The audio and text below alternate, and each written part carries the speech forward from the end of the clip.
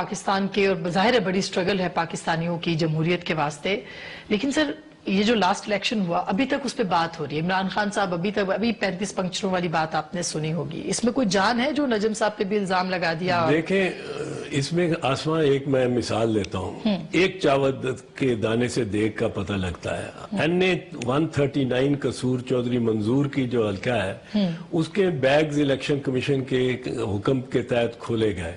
ان bags میں سے 12 bags میں بالکل ردی نکلی ہے اور رزلٹ اس کا رزلٹ شیٹ میں دیا ہوا ہے. 12 بیگز میں ردی بھری ہوئی تھی اور رزلٹ شیٹ میں لکھا ہوا تھا 845 ووٹ مسلم لیگ نواز کے ایک پولنگ سٹیشن. 12 میں ردی ان میں سے ایک کا ہوتا.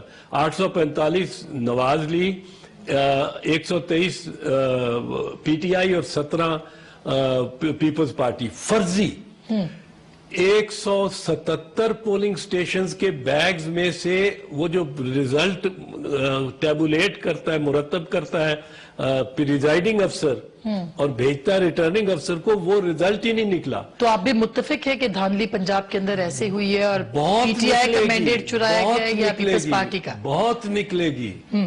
NA 124 کے بیگز بھی کھلنے کا حکم ہو گیا بائی دا وے.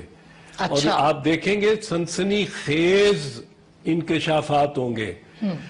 وہ 103 پولنگ بیگز میں سے وہ فہرست جس میں انگوٹھے لگے ہوئے تھے، وہ فہرست ہی نہیں ملی، وہ ضائع کر دی گئی. رزلٹ پھاڑ دیے گئے جو رزلٹ تھے اور فرضی رزلٹ مین ٹیبل میں فرضی رزلٹ دے دیے.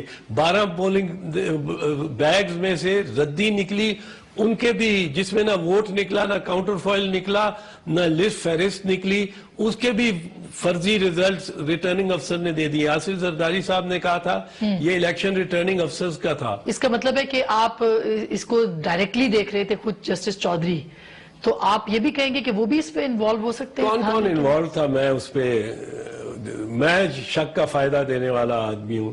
میں یہ نہیں کہوں گا کون انوالو تھا، پر یہ اس میں سے یہ بیگز کھلنے دیں اور حلقوں کے لیے بھی ہم اپلائی کر رہے ہیں. تو بلی تھیلے سے باہر آ جائے، سب کچھ آ جائے گا. یہ صرف 4 حلقے جو عمران خان کہتے ہیں انگوٹھے دیکھنے کی بات نہیں ہے. یہ حلقوں کے بیگز کھل جائیں، بیلٹ پیپر نہ بھی دیکھے جائیں تو پتہ لگ جائے گا کتنی دھاندلی